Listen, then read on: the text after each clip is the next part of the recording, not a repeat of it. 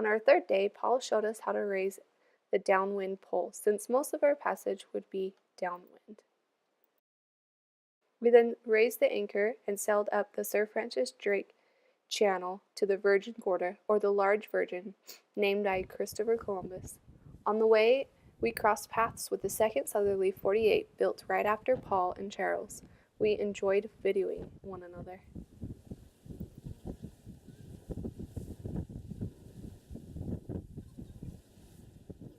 At the Virgin Gorda, we anchored a short distance off what is known as the Baths.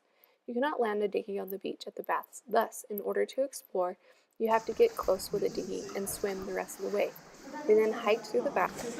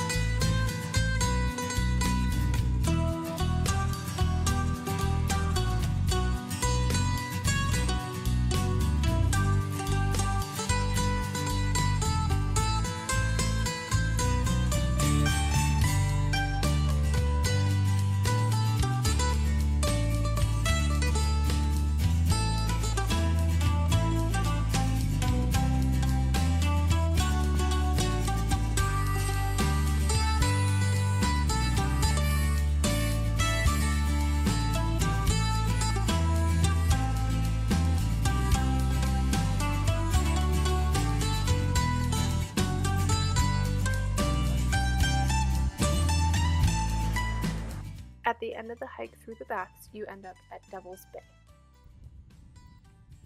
After exploring the Baths in an unsuccessful attempt at checking out, we raised the anchor. We motored to Prickly Pear, right near Sir Richard Branson's private islands, 2 to be exact.